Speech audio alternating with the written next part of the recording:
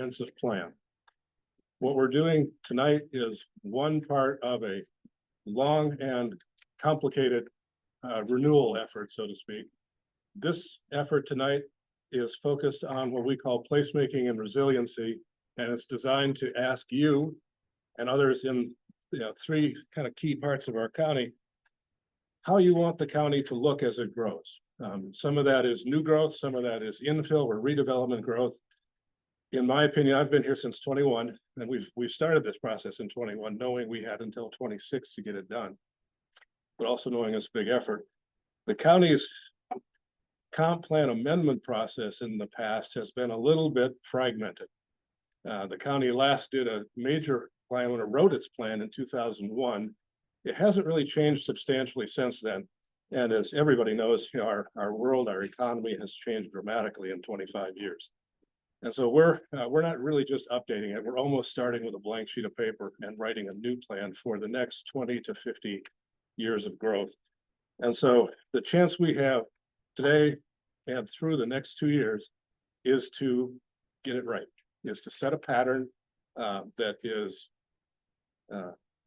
fits your needs, fits the needs of our community, and be able to get that in place so that investment and growth will follow that, so that the county can keep growing, but it does so in a less disruptive way than just these random projects that happen from time to time. I'm going to get started in a minute. Our commissioners would normally participate in these things. They are all in Olympia this week with the legislative team. And so our chair, Mary Cuney, has recorded a welcome for you, and we'll share that with you, and then we'll get started with the presentation. So how do we start this? Here.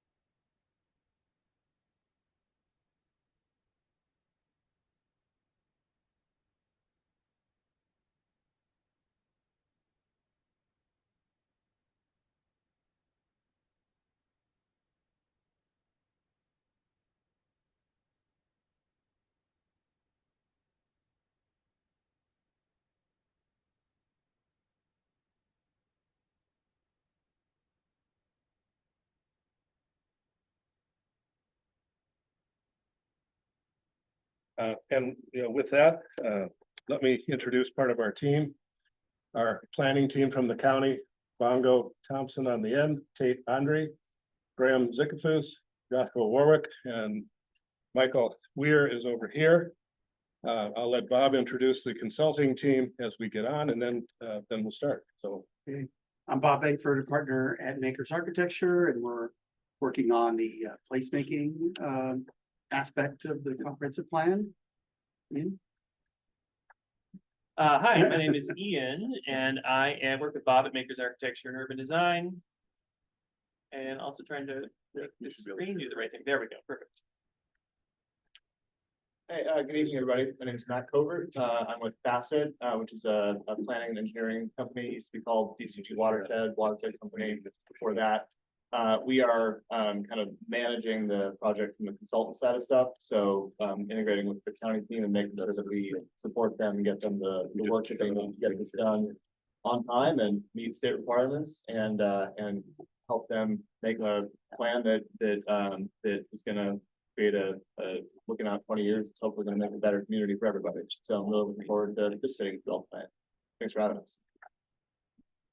And I'm Hillary Hahn. I'm also with Facet on the consulting team. Born and raised in Spokane. This is my neighborhood. This is my high school. So looking forward to hearing all the input that you guys have today. okay, thank you. And we're going to be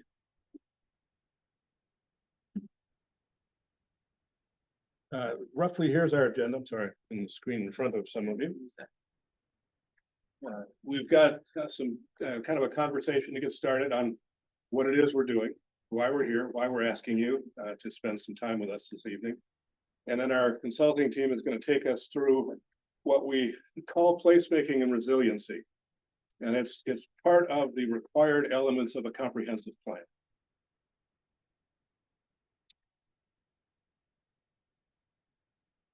So these are, four kind of bullet points on what is our purpose in being here tonight. First off, and not to make it any more trivial, is it's required by law. The Growth Management Act was passed by the legislature in the 90s. Spokane County did their first major plan in 2001.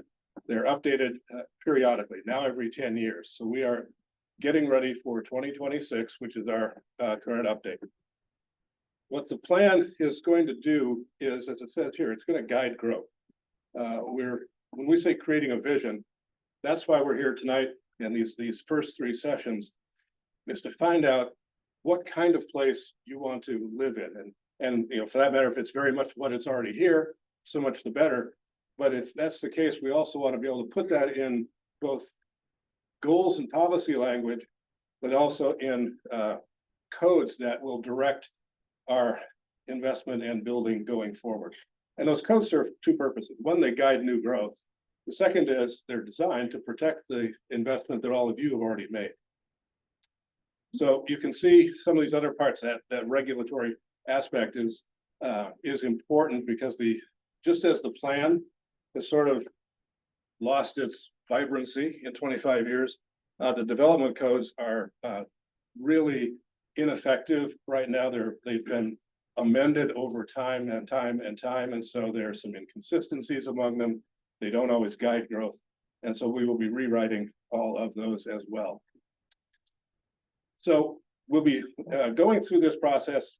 Like I said, today is the very first start of it. There will be many other things that we'll be talking to you and the public, generally speaking, about, mostly in 2025 and into 26, so we can finish our work by the end of 2026. Today's is what we've got, like I said, placemaking and resiliency. And then there are 15 elements in a comprehensive plan that go from land use, housing, transportation, economic development, rural lands, open spaces. Each of those will have volunteers, interested parties like yourselves, that'll have a chance to sit with our consulting team and our planners as we go through all of that detail. So this is not a one size fits all. This is one slice of where we're starting. And with that, let's talk a little bit about that resiliency portion of that. And Meg is going to come up and lead that from Cascadia. Yeah, hi everybody, good evening. Well, it's fun to come through the flyer and practice. So my name is Meg, as Scott said, and I'm with Cascadia Consulting. So I'm part of the consulting team and collaborating with the county. And one thing new this year in the comp plan update, besides all the other ambitious stuff Scott talked about, is that Spokane County will be adding a climate element. And that's in part because possibly of interest to folks like you, but also because it's required by state law now. In 2023, the Washington Growth Management Act was amended by the state legislature to require fully planning counties and cities, and Spokane County is one of those, to add a climate element either as a standalone chapter and or integrated into the rest of its plan. And so we're kind of doing a both and approach here in Spokane County. A couple things about it. So I'm with a firm called Cascadia, and we are helping lots of jurisdictions across Washington state and in other parts of the country also add a climate element to their comp plan. So this picture on the right here is the front page of a guidance document from the Department of Commerce. It's like over 100 pages. You're welcome to go to their website and read it if you want, but don't worry, our firm knows it inside and out, and we're in touch with the Department of Commerce and we'll help your county implement the state guidance. There's a lot of flexibility for the county to do things that work for you, but there are requirements that you'll need to meet, and they include two sub-elements. One is about enhancing resiliency to the changing climate, which I'll talk about in just a minute, help the county and people living in here be more resilient, and also to reduce greenhouse gas emissions and become a more renewable energy based and fossil fuel independent place. So main goals are to help, like I said, Spokane County be more resilient. And there is a handout over there on the table that covers some of this, but what do I mean by resilient? I just mean able to withstand, adapt to, and recover from a changing climate. I'll have more about what that means in Spokane County. The climate element will be informed by data. So my team includes people who are really skilled in understanding climate forecasts and projections, many of them coming from the University of Washington. But also it'll be informed by events like this. So I'm here tonight listening to things that you all bring up that have some relationship with climate change and resilience, things like that. And there'll be lots of community engagement over the coming year or so. So there'll be lots to draw from. There's also a committee that's made up of community members that's helping inform us. As we get going, the climate part will be a standalone, but will also hopefully integrated with things like transportation, housing, and other elements, and including this placemaking effort. Ultimately, the goal is that the whole element will be supported by community. That's y'all here, among the other thousands of residents of Spokane County, tens of thousands, I should say. County staff and decision makers. And, you know, I don't want to be naive about that. I get we're in a county that's really diverse in terms of perspectives on this. So it's not going to be like easy to get to a magical solution, but I think lots of data and community engagement, we have found ways to accomplish an agreed upon element that lots of people feel really great about in other jurisdictions. So I'm sure we can here. And then, you know, my best hope for you all is that it's not just a plan that's on a shelf, but that we actually can implement it. So that's the hope. This might be a little hard to read, but again, there's a handout that covers this in a little bit more detail. And I'm just previewing this tonight. Tonight's mainly about the placemaking aspect of it, which we'll get into. But again, we want to integrate resilience into that. So, you know, what does that mean in Spokane County? Well, none of this probably surprises you, but the main climate impacts Spokane County is already experiencing in terms of a changing climate, and will experience more as we look to 2050, 2075, 2100. Include temperature changes, wildfire, smoke, precipitation changes, and stream flow. What these show is in the top bigger font, like what would it mean in terms of resilience and placemaking, and then the italics point out like the impact. If you have more interest, this handout will tell you more, and there'll be forthcoming vulnerability assessment that you can look at, which will go in more detail. But tonight I'm going to stick to the highlights. Temperature changes, ideally Spokane County will be able to, with like residents, housing, buildings, farmers, all that will be able to withstand higher annual temperatures, because we are expecting, we've already experienced in Spokane County a 2-degree Fahrenheit temperature rise in the past 100 years, and we're expecting increased extreme heat events in the future. So in short, wildfire and wildfire smoke, I definitely know Spokane County is no stranger to that, including this area, in terms of having recent wildfires and extended smoke events.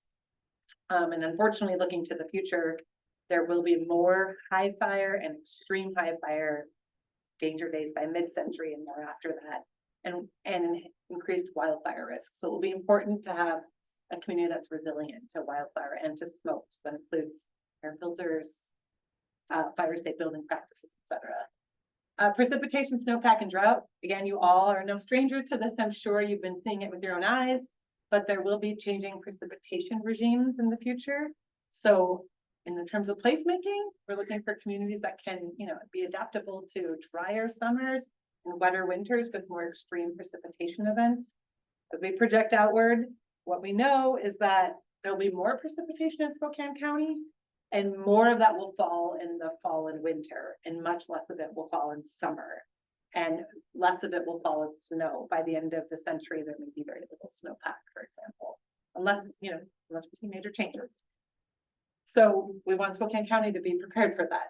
And then stream temperature and flow and inland flooding, also kind of related to this other one, as we see kind of changes in when precipitation falls in a more intense moments, we'll see changes in streams and rivers. So the main changes will be that winter flow will be higher and summer flow will be lower, and summer stream and river temperatures will be lower, and there'll be impacts to ecology, but also to drinking water and irrigation water and things like that. So it's important, as we talk about placemaking, that we think about a community that's resilient to both more water in the winter and less water in summer. So those are big goals, but we have, you know, lots of smart people in the room. And then the last thing I'll just say is that I'm here tonight really focused on climate resilience. And it will be a standalone chapter in this forthcoming comprehensive plan update. But the important thing to note is that climate resilience, or just resilience in general, touches all things. It doesn't really function as a standalone thing. In fact, so these little bubbles are the names of the current chapters of your comprehensive plan, and they're pretty standard across the state. So you've got things like transportation, housing, parks and open space, rural, and you know, you've got a lot of the classic comprehensive plan chapters, and we could probably do a fun activity, we won't, but where we could identify a connection to climate resilience in all of these. Tonight, we're mainly going to be focused on placemaking in more urban areas or urbanizing areas, so the urban land use and sub-area planning type parts, but climate and just resilience to hazards certainly should be a consideration as you think to the future. So I'm mainly here tonight in listening mode, and I'll be taking lots of notes on my laptop and wondering where I'm listening. And if you have lots of interest in this, please find me and we'll stay in touch. But for now, I think I'll pass it on to you, Ian. Thank you. Sorry, I advanced that a little far.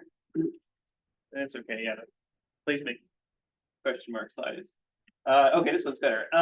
So placemaking, a kind of a broad term, but what we're trying to get at is it's a framework for thinking about these locations, physical locations that have a meaning, that bring people together, that are useful for different purposes, that are identifiable, and that just feel like have a meaningful place in your lives. It could be anything from just a neighborhood street or a corner to a wide valley or natural area to a specific small area in a city. Something that all these kinds of different places will have in common is that they are accessible, they are well connected, so people can get there and interact with one another, but they're comfortable, project a good image, it's a desirable place to be.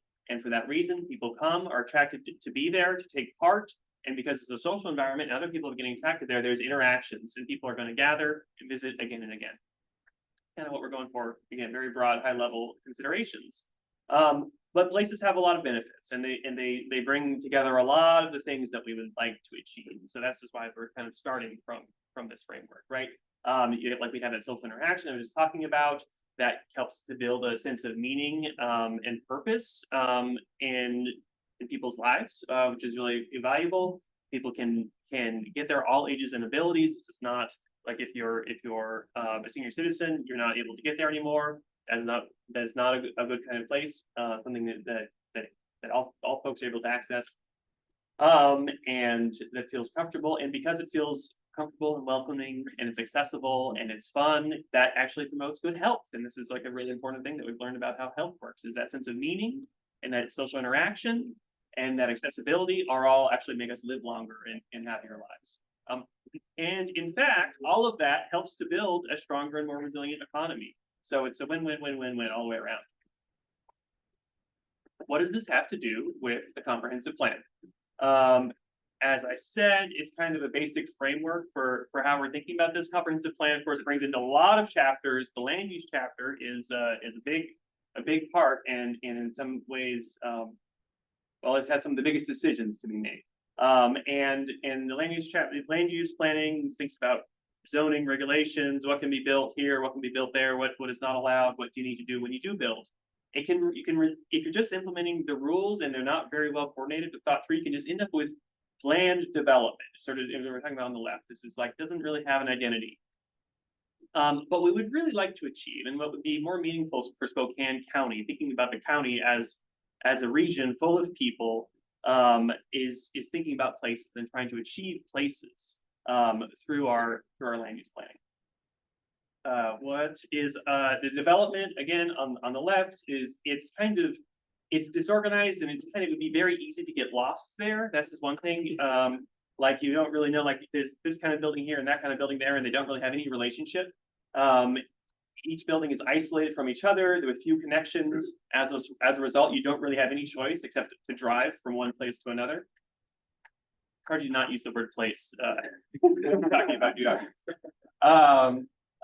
Okay, but in this sense of the meaning of the word place, we think it's an area with a more legible structure. It's easier to find your way around, even if you've never been there before, because there is a logical kind of way things are laid out. We may have lots of different building types, but again, they are working together. So it's more than the sum of its parts. You've got easily identifiable locations. There's, again, with an identity, you may drive if you want, you may not drive if you also want that. And again, it's all working together in more than some of its parts. So again, what makes a place a great place? It's identifiable, there's different kinds of things happening. This is a really important component, I think, is when you have different kinds of activities, people cross paths. You can think about something like maybe like a stadium or an event, or like a downtown where it's all commuters. There's sort of everyone's there for one reason and everybody leaves and then it's dead. That's not really what we want. If you have multiple things happening, then you have interactions. Each layer of interaction makes new connections that can happen between people. Feels like it has meaning and it adds value. Each place is something that helps other places nearby. They are mutually supportive into creating a richer and more economically vibrant or more beautiful place to be. There's some you're talking about geographies in rural, suburban, urban areas. There's different components. You may see these mixed in different mixes, to sort of ingredients in a recipe for different parts of the county. And so we just want to talk about some of these ingredients that you might see that we're calling components of place. First off is a main street, very traditional, going way back. Piece of American cities and towns. Your row of storefronts, the buildings touch, maybe there's apartments above, maybe there's not.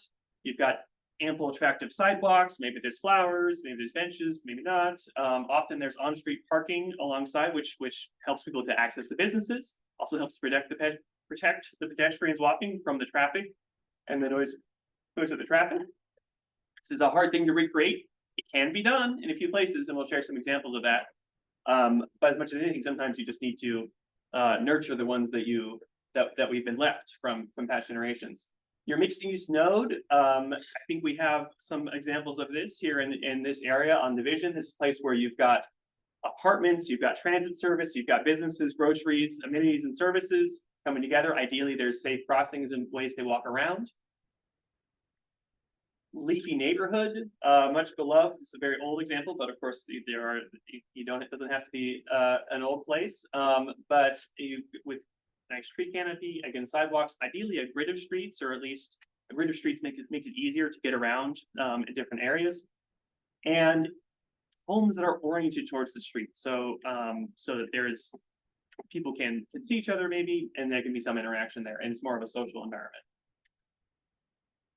Your rural crossroads, now moving away from the urban and the suburban and further out in the countryside, you still can have these little nodes of activity where two roads come together, and there may be a church, and there may be a cemetery, and there may be a small store or a public facility or some kind of other gathering space. So again, kind of a historical thing, but it's still a very important piece of many rural areas, I know. And you have working land all around that. And then further out, you just have the rural working landscape where you've got homes and farms, you've got roads that maybe they're gravel, but they're getting the job done, letting people get around. You have protected areas, you have working land, you have waterways. There's this has to be an interaction between the natural environment, which plays a large role, right, when we're moving out into the countryside, rivers and streams and hillsides and all different natural features, and economically productive work. And both need to be able to interact, and it can be hard sometimes to figure out where exactly or how exactly that interaction works. And another important piece is the industrial center. We were just up in West Plains, where this is particularly paramount, but of course we have plenty of industry down here in Mead as well. These aren't going to necessarily be beautiful buildings, but they're providing jobs, and they just need to be able to connect and have appropriate roads and access, ways to limit the effects of pollution or noise and glare on the surrounding neighbors. But they still have a role to play. Okay, great. And now getting into Spokane County. And how all of this placemaking stuff relates to the on the ground where we are today. Big county, we're really focusing on a few areas here. We've got laser does not work on the TV. Okay. But focusing on a few different UGAs for these small workshops. But again, it's a big county. You got cities, you've got towns, you have little hamlets, you have rural, you have mountains, rivers, and lakes, forests and farmlands, and there's more than 500,000 people living in this county. So there's a lot of different interests to all bring together in this comprehensive plan. And over to Bob here to talk about our focus areas. Talk a little bit about. So this is our second workshop. We had one midday today, as Scott and Ian mentioned, over at West Plains, and zoomed in on some of the issues there. So here we're calling it North Metro or Mead, and it's a big area. They got these giant maps on the back, and we'll be looking at those a little bit later. So, and then tomorrow night we'll be looking at what we're calling Southeast Metro, and some of the issues that are down there. One thing that's super helpful is just getting the names for different areas. And Yeah. if you know about that or familiar with that, we would love to get that information so that we're calling the right place by the right thing. Because sometimes what you see on the Mead. maps is not correct. Or where is Mead? Is it here? Is it there? Is it everywhere? Mead's an interesting one. So this is our area, and again, you got these big maps back there. These are just the colored maps are from the comprehensive plan, land use designations, and like purple is more of a industrial, and then you have some mixed use designations. And I'm just gonna keep going. So here you got the 395 division, Newport Highway to the North Connection. And so there's some challenges and opportunities out here. I mean, a lot of areas are already developed, but you have some areas that could be redeveloped. You still have some vacant sites, and like we've got a quarry site here just north of the high school that could be developed into something, and probably will at some point. So you got a lot of topography. You got the highways zigging and zagging all over the place, which itself creates some discontinuous pattern. Some places are a little more connected than others. You've got aquifer issues, and of course, we've got a lot of this area. We got wildfire risks as well that we need to think about. But there's some opportunities, and the same topography and the landscape is probably one of the reasons you're here and you like it as well. There's strong demand for development. I mean, the area just continues to grow, whether you want it to or not. And there's some, like I mentioned, there's some underused sites and key locations, and some developments happening. And also there's bus rapid transit project going along Division and connecting up here off of Hastings. And so there's some opportunities to leverage that with this project as well. And that's, in fact, here's one of the maps that looks at all the different stations. It's twisted sideways, so south is to the left and right is to the north. And this is the area that we're talking about right here, and flipping it around on the next slide. Here, looking at, again, Division, Hastings, and you can see the blue dots are the different bus rapid transit stops. And this is just zooming in on some of those sites. We also have, of course, the Kaiser Mead Works. There's Ian and I had a chance to drive around Costco and drive around in the snow and look at the new streets that are back there, because that's going to be a big mixed residential development back here. Of course, you've got some newer development just around here in this area. And you've got a couple new developments on Hastings that are new, but so there's still some things to plan and to think about and how they're designed. So Ian highlighted a few key features here that I just talked about.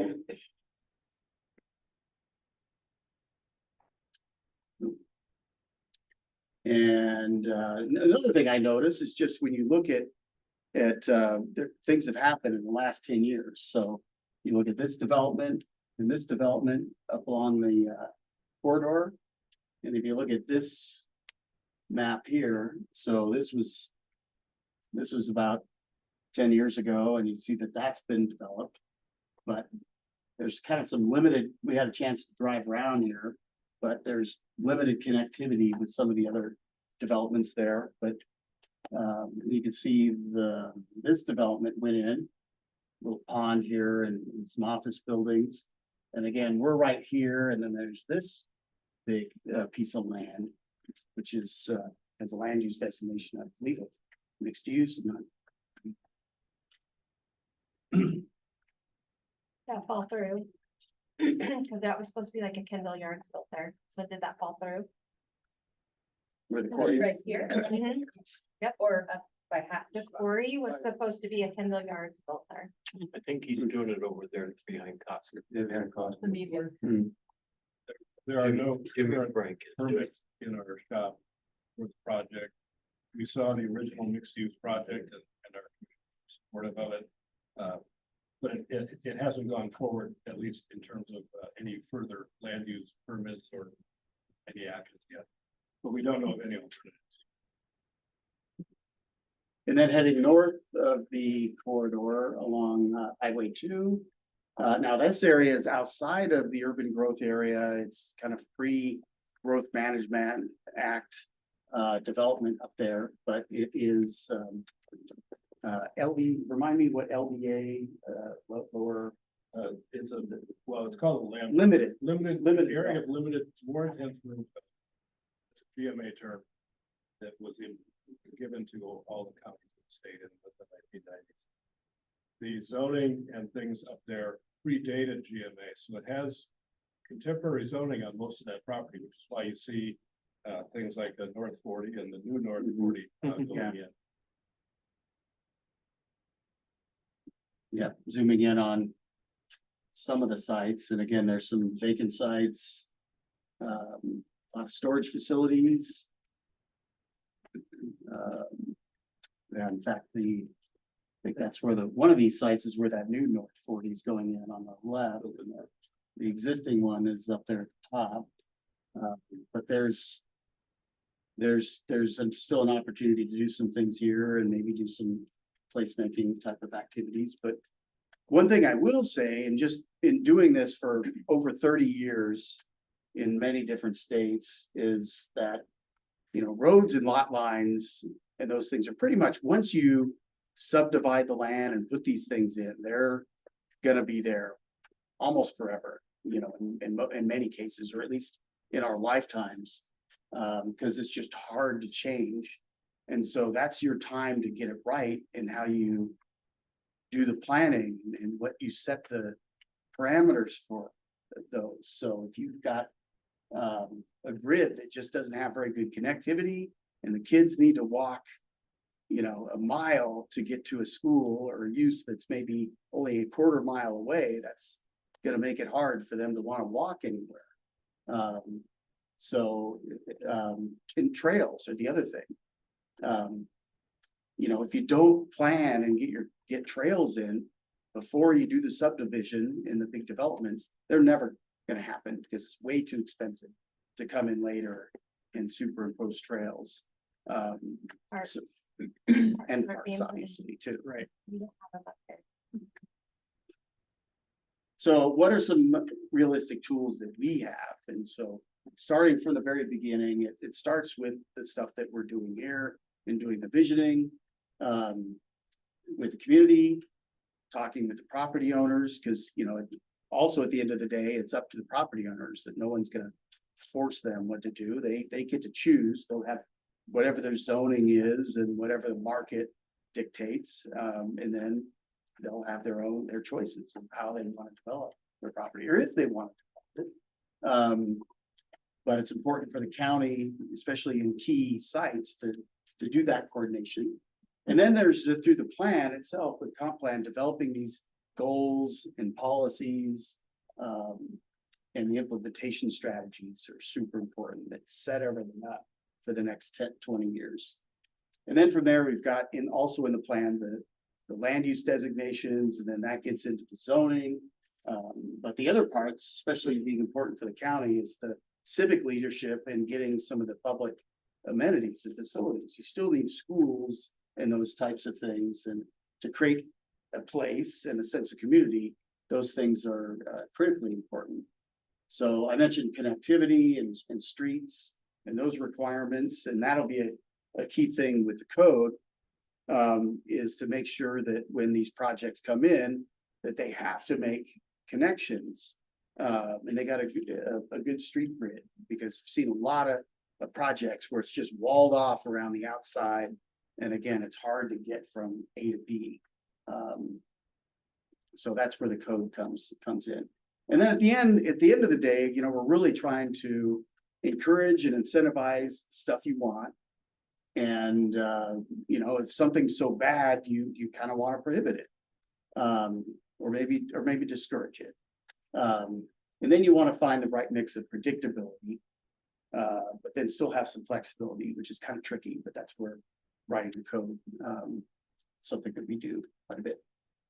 So now let's get into, we're going to have 3 different little exercises here to get your input on things. And so we're going to ask, in fact, we want to take over with this. We're going to stay with the large group and ask 4 initial questions here, and realize we didn't change the West Plains. Sorry. So we apologize for that. But we're going to ask you the same questions here, and that is, you know, what are the must-have and needs here for this North Metro Mead area regarding the future and future development in the urban growth area and northward. Assuming development, that there will be development will happen. What is essential that it brings, or that it, you know, is an essential component of that. And then what are some of the desired attributes? What are outcomes to avoid? And then what should stay versus what should change? So we're gonna do this with your smartphones, if you have a smartphone. That then you can take the camera app and point it at the QR code there on the screen, and there should be a little thing that'll pop up, and you can click on that, and that will take you to the survey. There may be let's see, it probably has like a picture of a building on it at this moment, but don't worry about that. We'll get to the right slide, right question as soon as we move forward. Folks, there are some folks online too that will be participating in this. I think we might have eight people online.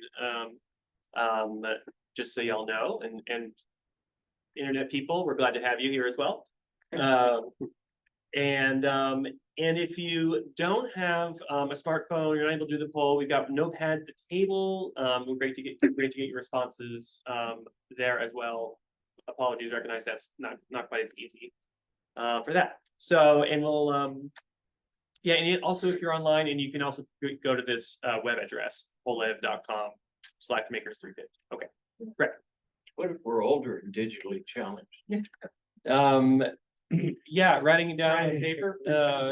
Also, we have like a lot of like young county staffers here and consultants who are happy to help potentially too. So write a letter to the county? That's always a good option. Yeah. That's what we're buying. That's Yeah. not whack. Hey, Yeah. Write a letter and complain about that. Or you could just So- tell us verbally. Yeah, so- very simply, if there's something you wouldn't be aware of because you haven't lived here. You can do, so it's gonna be a scale, we're gonna do a couple of open-ended ones, but then it's gonna be kind of a scale of 1 to 5, and you can just be like thumbs up, thumbs down, or thumbs sideways. Okay, thumbs up. There's Indian Trail, which was opened up, they opened up Strong Road. Okay, sorry, hold on, not yet, we gotta get everybody at the same time here going. And then we're gonna do small groups, and we wanna hear you hear everything when we get to that. Okay, so the first one was, remember, was what is the essential components of new development? New homes.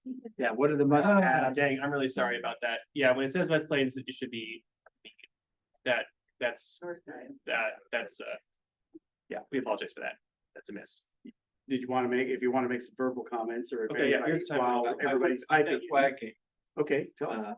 Very simply, there's, the city and the county don't communicate, whether you realize it or not. They opened a Indian Trail, I've lived here all my life, was a problem because it built so rapidly, they didn't have an infrastructure to get in and out of there.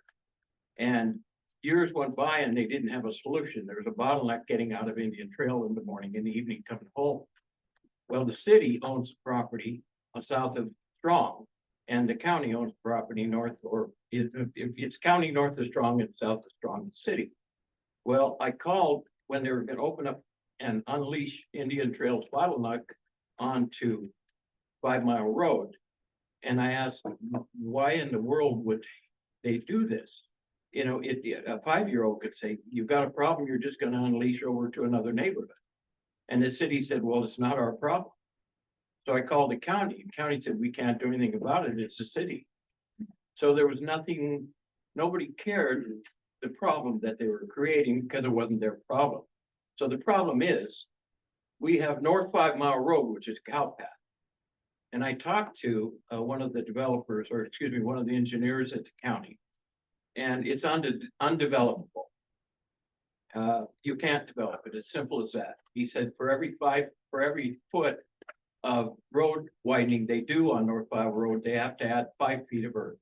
He said if we go 3 feet wider, which isn't enough, that would be 15 feet. And we'd be filling up people's porches. And so it can't be developed. The problem that now exists is in the morning, you can't get out on the 5 Mile Road. There's 3 new schools up here on 5 Mile Prairie. And it's somewhat unique. Mead is a large area. 5 miles is unique in that there's only 4 entrances up there. There's now with Strong Road. There was 3. It was North 5 Mile Road, South 5 Mile Road, and Cedar. So now half of the people over at Indian Trail work in Mead School District, but all kinds of work over here. Well, that's ideal route to come over to the Mead area, to the Mead schools, Mount Spokane School, so on, teachers and engineers and all of the people that live in the Indian Trail. And it's upper middle class, and middle class to upper middle class in the Indian Trail. So you've got this huge traffic problem on top of the fact you have 3 new schools up here on this cow path of a road. And 5 Mile Road isn't much better. They've done some city developed to the roundabout there at Strong. But then I'm north, sorry, we gotta cut you off. This is not the time for that. you don't want to know about these. Well, this will be Well, great. This will be great for the map exercise. We need to let everybody else participate. This is, We yeah. need to keep going, so if we could just go to the next one. and we can't give everyone a chance, right, for, at this time, right? It'll be here Okay. all night. Okay. But the map exercise, it'll be good to write these things down on the Exactly. maps, but we'll need to, sorry. We'll need to- Did you get any gist of the problem that's gonna be created? A On this, little bit, yeah. Little bit. I think that's great. God. we got it. Just look into North 5 Mile Road. Thank you. Thank you. Thank you. So as you can see, this is a word cloud, and I didn't explain that last time around. So for the next question, if you keep your responses to 1 or 2 words, that will work the best. But it's a beautiful mosaic. Here, I can't read them all out right now. So the next part, we do that, but we are capturing responses, we're saving them, and they will be included in the Y'all got booted out. summary. What's that? I got booted out. Really? Yeah. Did anyone else get booted out? You did. Can I just go get that QR? Then your code is right there in the corner. If you're able to get it, that will take it back. There's that QR code at the front of the table. Is that the project or is that? That's what's in the meeting. Oh, okay. Okay, so this one is, what would you like to see with new development? So it's like, you've got your nice to haves, right? And it's good to ask for the things that you would like. in addition to things that are essential. Okay, I've got one, neighborhood parks and playgrounds that are walkable by kids. And they don't have to cross major intersections. Perfect, thank you. Children with Sun Trail does not count. For any of you that have walked it before, it is extremely dangerous. I have had several women tell me they have run to our home because of action that has gone on there. I will only walk there if I am carrying and with someone else. So that is not friendly. You're Where is this trapped. again? Where? That's Just on the, flooding up against the north south freeway. oh, okay. So if you go for, that's going to the sun. Children of the Sun. Or and Children Rail. of the Sun. Yeah, so if you go in there, you're trapped, you get all the way to the. Yeah. So we now have what are outcomes are important to avoid with new development? What outcomes are important to avoid with new development? So what do we not want to have? Isolation. Don't want it. No, we like isolation. All right, well, That's why we're here. different people, different Give opinions. us heads up when you're gonna switch it, because I'm in the That's middle of what an answer. Oh, I'm sorry. I'm gonna switch it, so I haven't been able to. Okay, just like 1 or 2 words is would be work best for these ones. Sorry about that.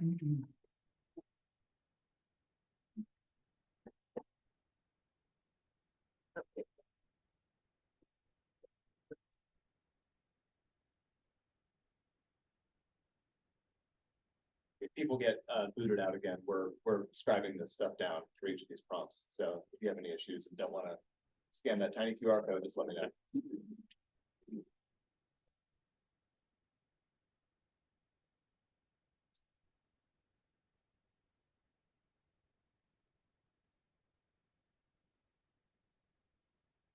Okay, so let's get ready to move on to the next one. Okay. All set? Okay, here we go.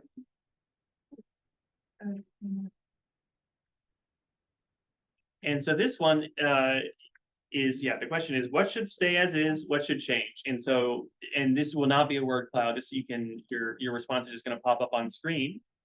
And then as the screen fills up, the older responses will disappear and the new responses will be at the top. And you can actually like star, I think, someone else's response if you see it there on your screen as well. So what should stay? What do we want to keep? What do we not want to keep? And you can separate this out with maybe with period or something.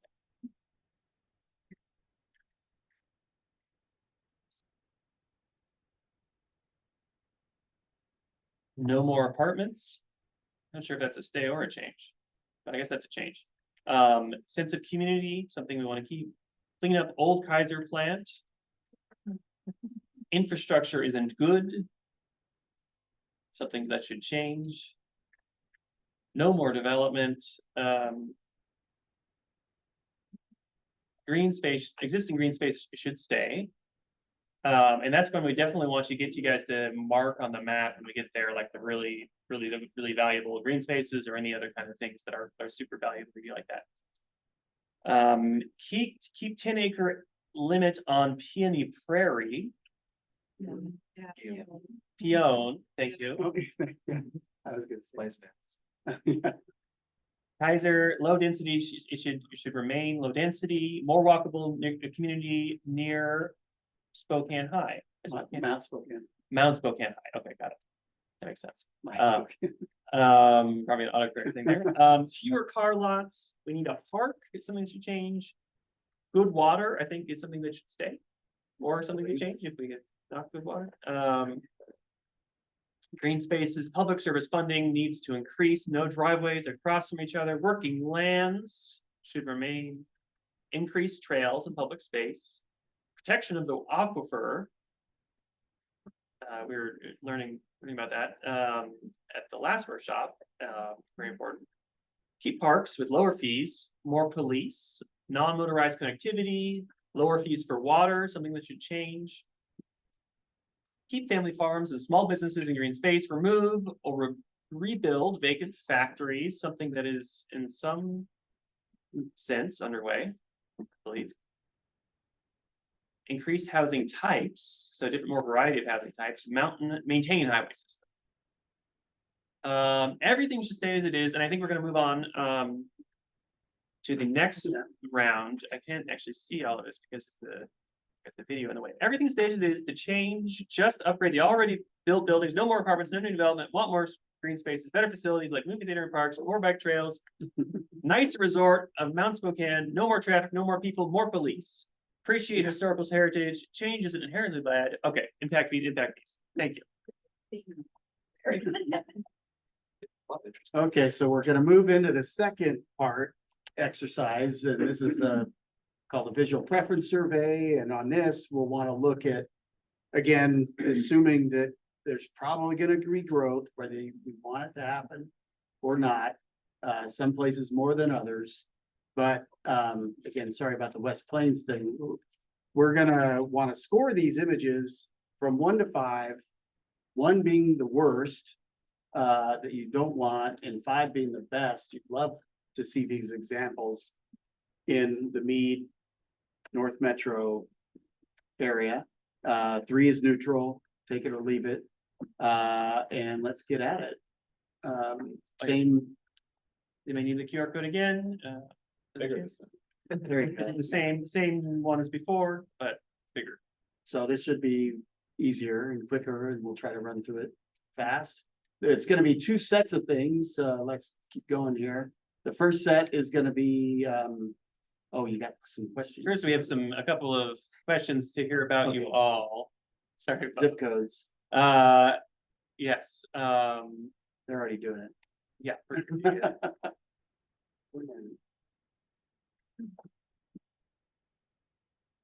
Go back to the QR code again for a second. Yes, Closed out of. Okay.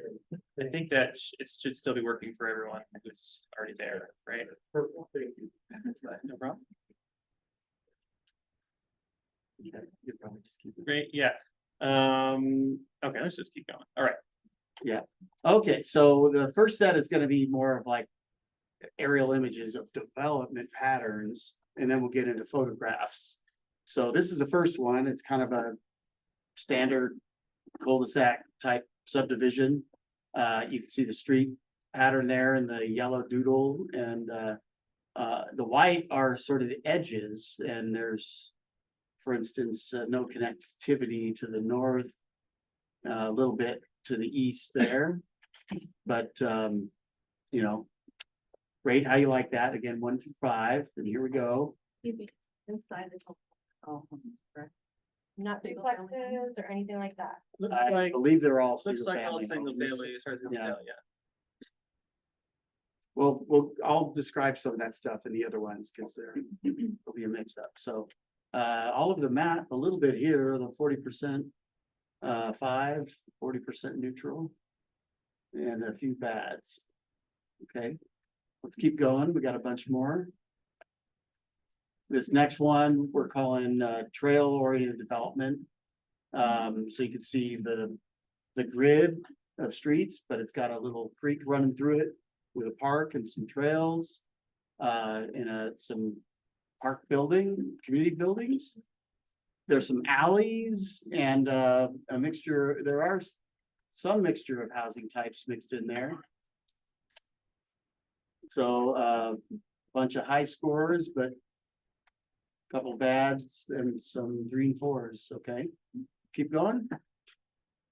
This next image, what we're calling a streetcar suburb, and is actually Spokane here, illustrating the old streetcar commercial Main Street corridor with businesses, and then you can see the grid spitting off of it with homes and a park. Relatively small blocks. And so we got a mixture of scores here, more good than bad, but that's catching up. It's a race. Okay. All right. Next one here, separated densities. So we could see some lower density apartment complexes as well as some duplexes. But you can also see that everything's kind of divided and walled off a little bit. And the question mark is actually commercial zoning. But if you notice, if you live in one of those complexes and you wanted to go to a future store that's there, you're probably gonna have to walk a long ways to get there. Let's keep going. I gotta keep See what going here? the scores Okay. are. So, okay, Wow. so we got Negative. 92% bad. Okay. Let's keep going. And here we call it integrated housing and open space. You got a kind of a slight curvy grid with a mixture of the numbers on there represent the number of units in those buildings. So you got some triplexes, fourplexes, and you got 6 townhomes, but you also have a bunch of parks. There's some trails, and you can see the streetscape.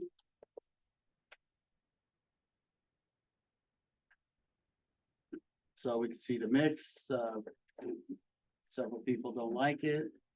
You got some neutrals all over the map here.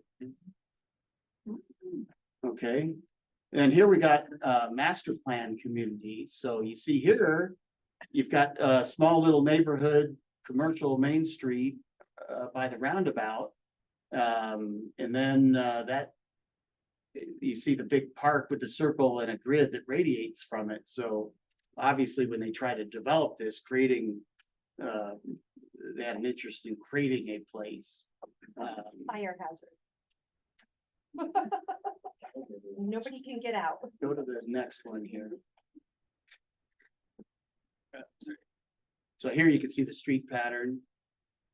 Okay, so again, scores all over the map. All right, let's keep going.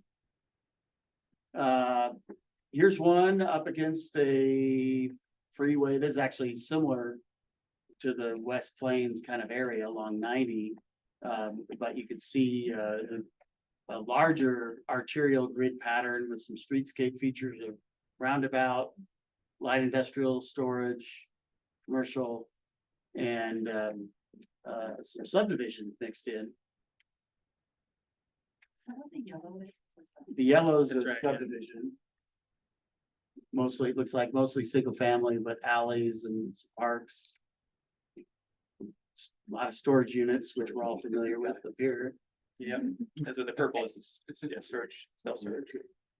Okay, it's Yeah. neutral on down, bad.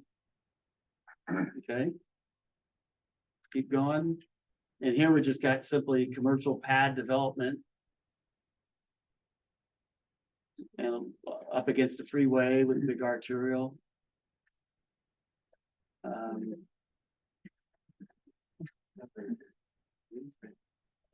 Okay. All right, we got some love to sees in there too. This is an interesting development near Madison, Wisconsin. With a curvilinear streets off of interstate. With a mixture of office and apartments in orange and some retail pads in red. And some trails are mixed in with some streetscape and open space.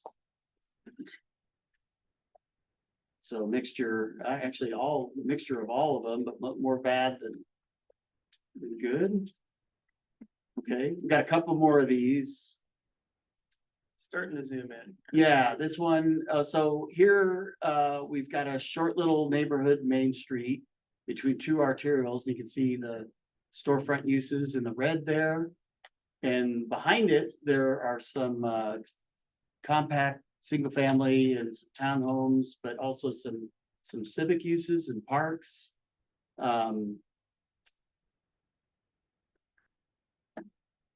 So a mixture of scores, some 5s, a lot of 4s, some 3s, and a few 1s.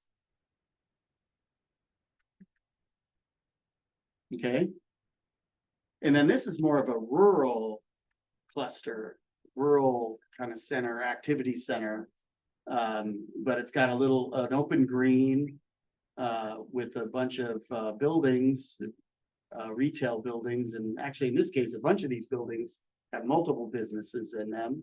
But you can see it's got a parking lot around the outside. So there aren't any homes, so that there aren't any homes? No, it's all commercial.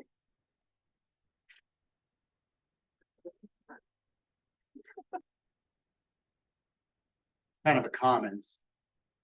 It's actually Tomato Island, if anybody's been there, stumbled on it last summer.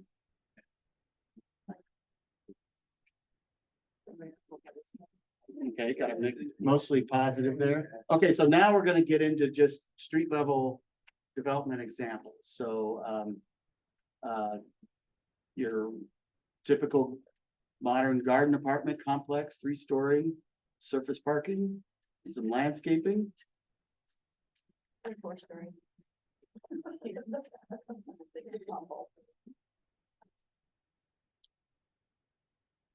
Okay, mixture more bad than good. All right.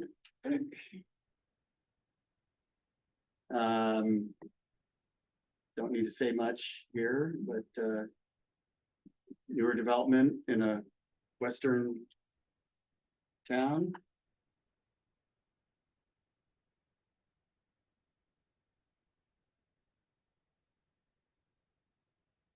A few 5s. Neutral. Okay. And then here we've got townhomes slash, those are either live-work units on the yellow part where you could have a shop on your ground floor and live on the upper floors. The 2 on the left could actually just be separate businesses with units upstairs Are there garages? in the back. Off an alley. But we got, notice the streetscape with the parking. Okay, we got a mixture here.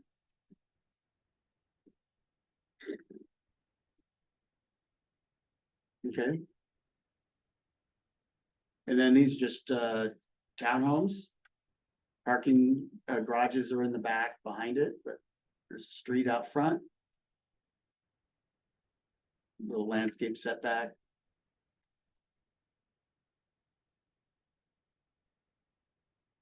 Okay, and then mixture again. And then here we got small lot, single family, narrow lot, single family with the garages out front. Those are front doors there. You can see on the side yard.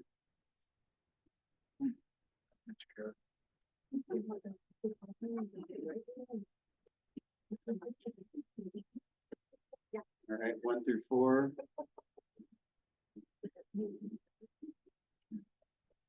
Okay. Here we've got this is a duplex. Kind of a craftsman style structure on a street corner. Is it within homes or is it around other homes or what is it? Or It's all that in way? a development on, It's like another home, it's other houses, around yeah. probably a mixture.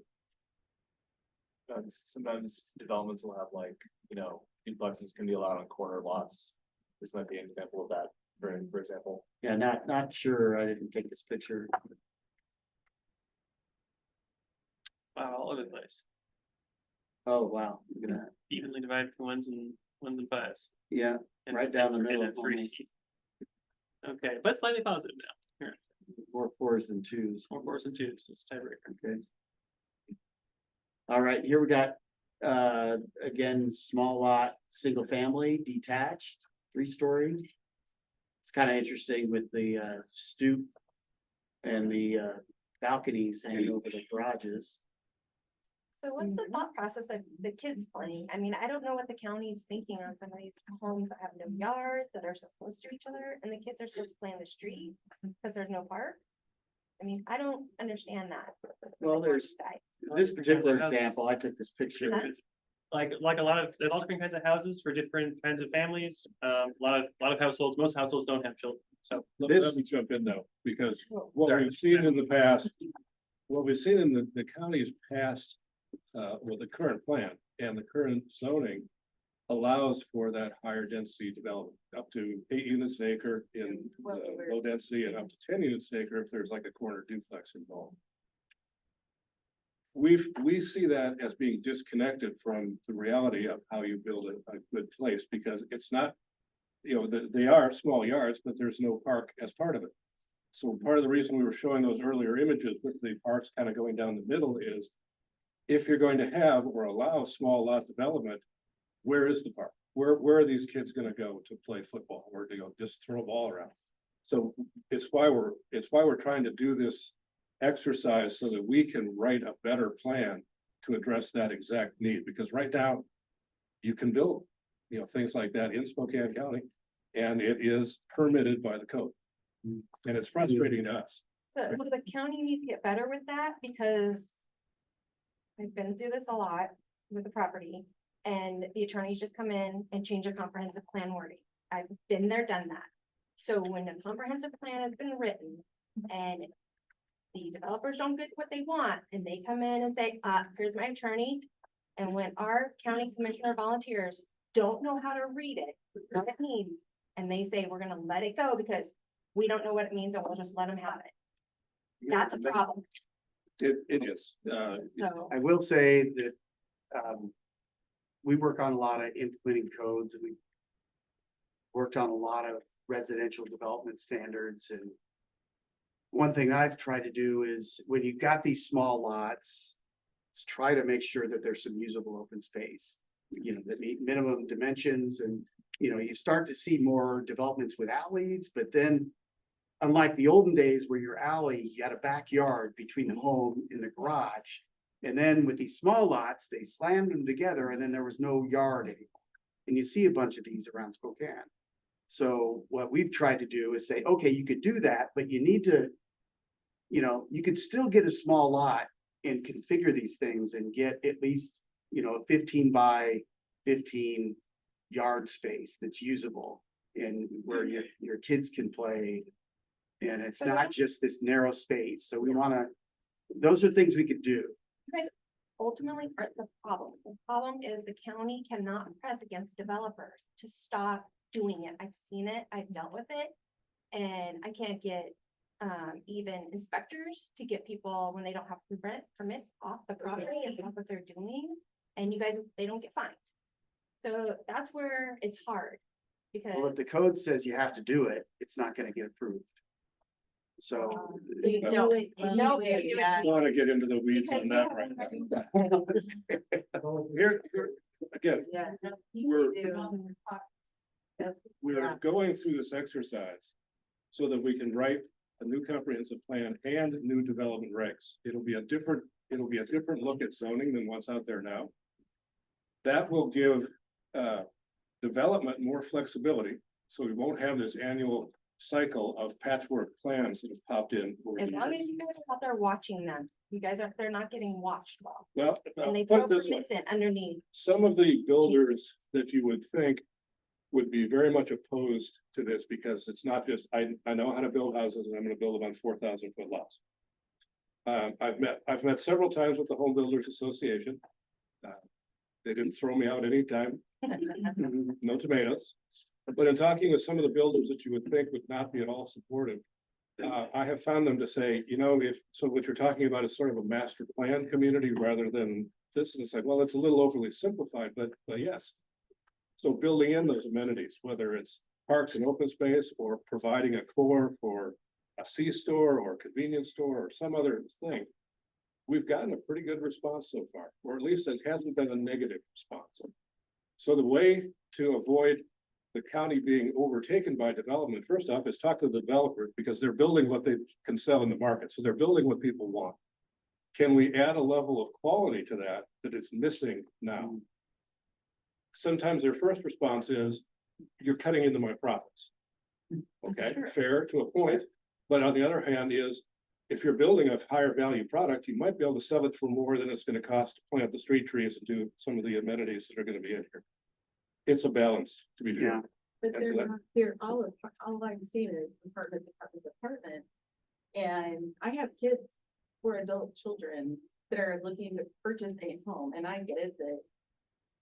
You know, building a single family homes like they used to apparently is old fashioned.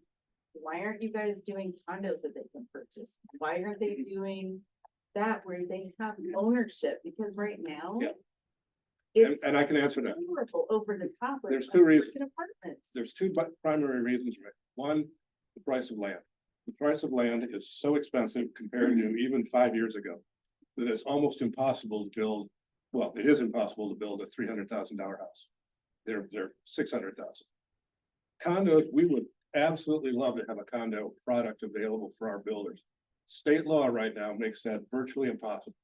And the reason, without getting too far into it, because that's not why we're here, is in the condo law. Let's say it's a building with 10 units. You sell all 10 units, the builder walks away. The owners have their association to cover their common space and that. The liability for a roof leak or a foundation leak of some kind is more than 10 years past when the developer sells the final product to the owners. And so developers are not willing to take on that long liability trail when they've lost control of the property because they don't know how it's being maintained, but yet they're liable if there's a problem. In a nutshell, that's why we can't do condos in Washington state. So how do we change We and many others have tried through the legislature to push bills to give us that flexibility. It hasn't been successful. Well, and there is legislation in action right now for an alternative.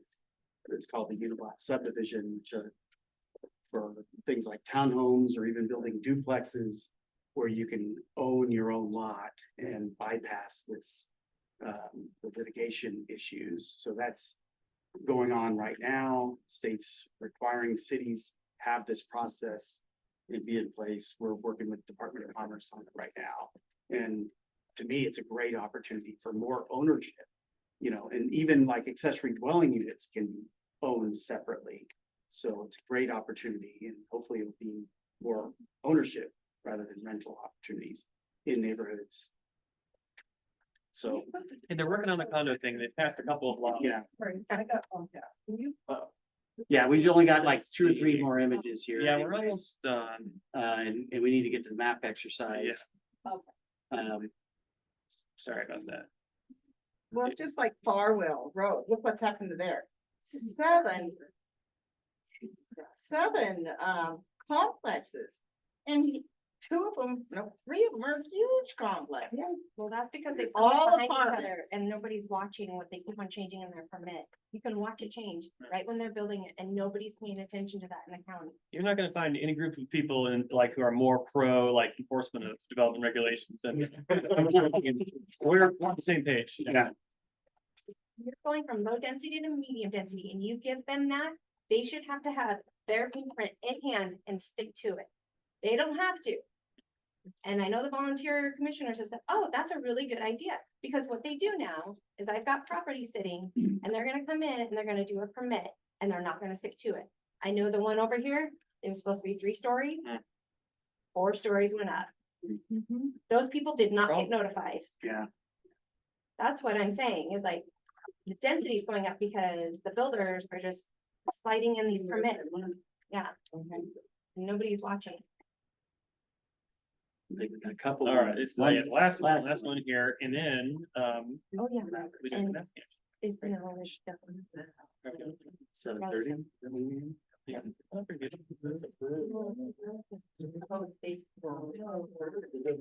The brewery, yes, with some green space, Not multifamily.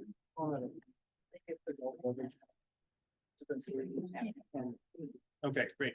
All right, very positive. Okay. All right, it's the most positive one. Still, Well, you know. still some bads. But still. Still. Okay, so, the last thing we have is a mapping exercise. We don't have a full hour, but I think we have enough time to get folks around the table with these maps, and I'm gonna walk through. Sorry about the West Plains thing again. But our goal here is to get, better boots on the ground perception of what some of the local issues are in our area here, as well as look at what we want it to be down the road. So, There's a million things we don't know about this area that we'd like to. yeah, so this is kind of an example of this exercise. We've got some image you see on your tables, there's some little cutout images. You got some pens. And so what we're gonna do is we're gonna put a green star for features that you like and want to keep. We got a big red X for stuff you don't like and you don't want more of. An exclamation point for any issues. And then go to the next slide here. We've got add desired streets and trails, mark those in. A black pen, just write any notes, suggestions. And then we got these image cutouts, slides. This is the old one. Well, you've got some image slides on your that's the old slide, but you have these on your tables here. You've got a bunch of commercial and mixed use images.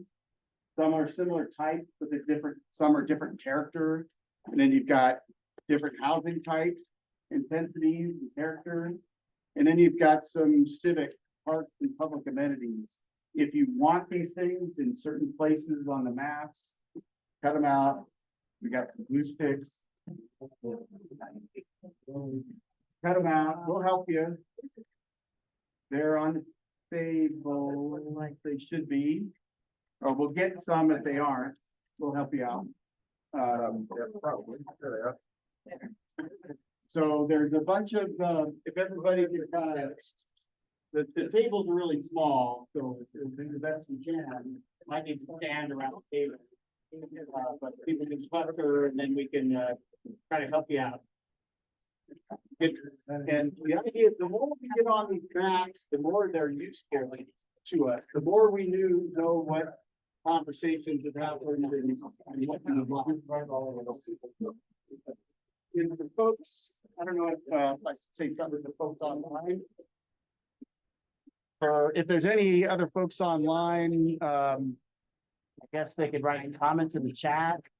But it's otherwise it's pretty tough to do this exercise online. So thanks for being with us and filling out the surveys. Yeah. If we can get everything. No. Okay, yes, all right.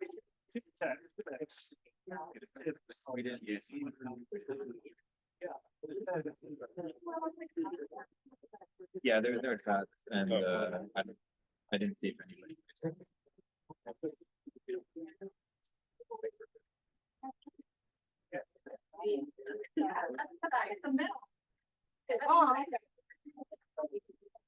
Yeah.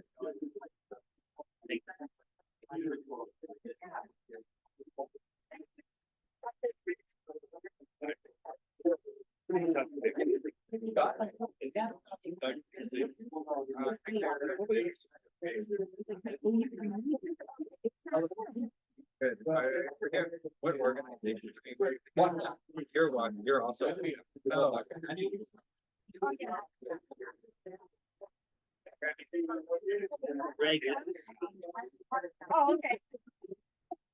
Oh, okay.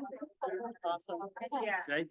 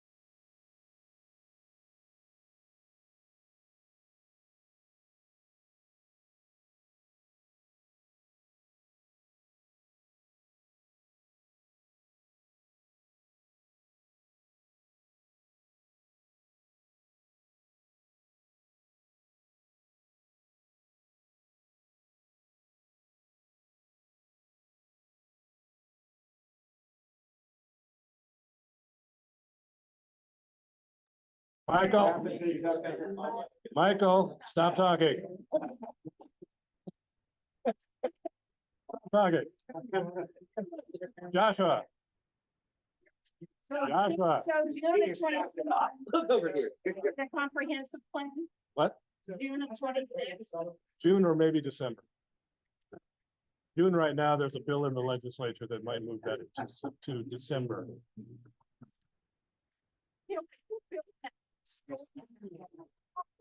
Oh, we're not doing any comp plan amendments before that's done, so that will happen. Anyway, let me have your attention, please.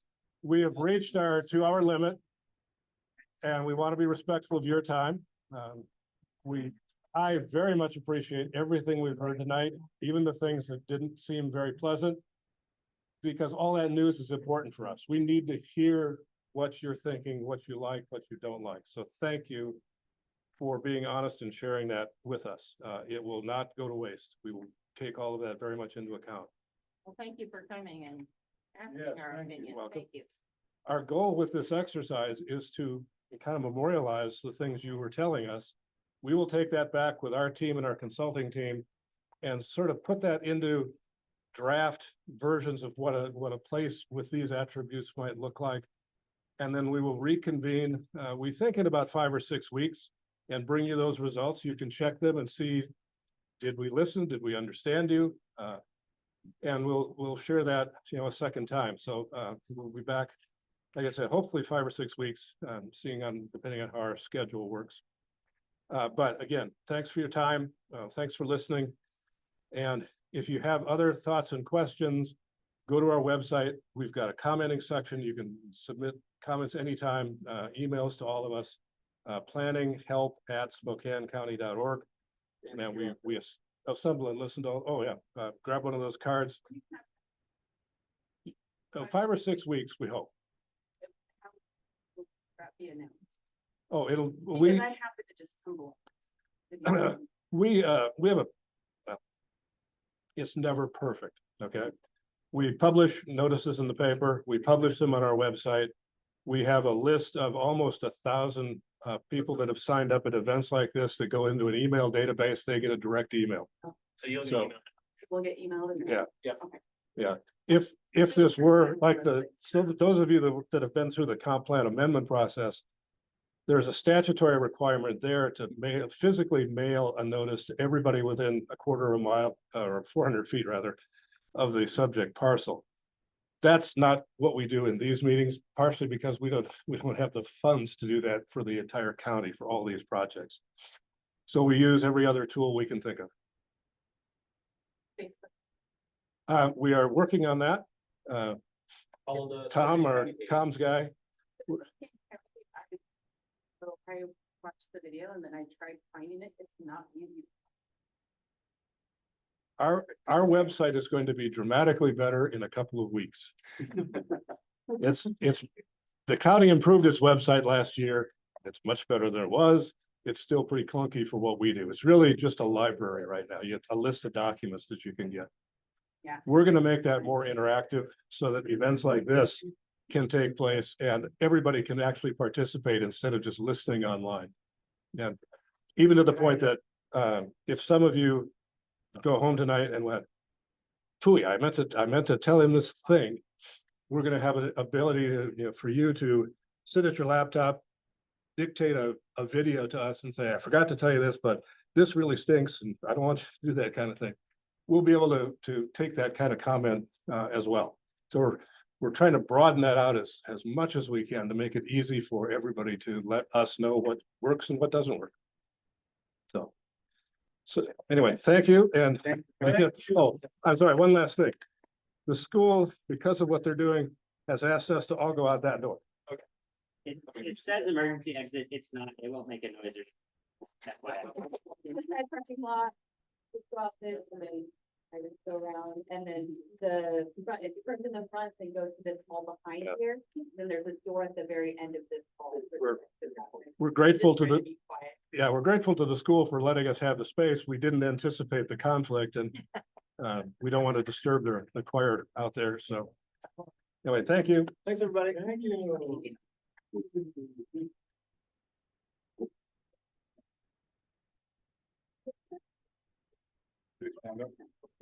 Yeah, no, I can't, I'm